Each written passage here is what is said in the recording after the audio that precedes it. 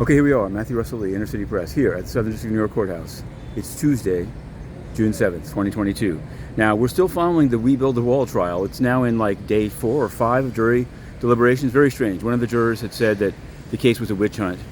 Seems like a mistrial might be coming. But there's a new trial that started up, and it's definitely worth checking out. Gruber versus Gilbertson. Ultimately, it's about a company called Dakota Plains, which was moving oil from the Dakotas by train to cities like Philadelphia. A lot of chicanery in the investment and controlling stakes in it. And we've gotten some exclusive documents from earlier litigation about Dakota Plains, and we're putting them online. Check out innercitypress.com and Patreon. In a few short moments, we should be live tweeting a freedom of the press appeal, Avenatti versus Fox News.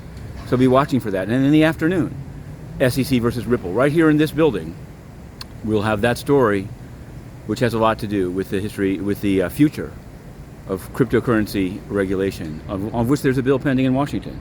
Now, let's turn to the United Nations.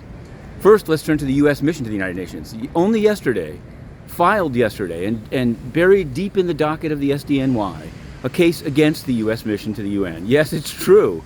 Turns out that a woman who's a police officer was in front of the mission, 44th and 1st Avenue, and she got brained and beamed by a bolt/nut that fell some 20 feet on top of her head.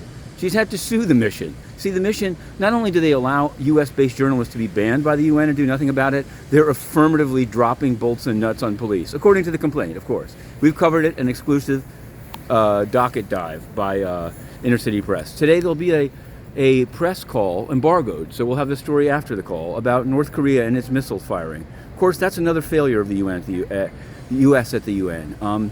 They claim that they isolated the two, but they got a double veto, and now what? It's basically emboldened North Korea to continue to fire away. And so that's where it stands right now. Inner City Press banned from the UN by Guterres, corrupt, and the U.S. mission doing nothing about it. But we continue to cover all of these issues, including freedom of the press.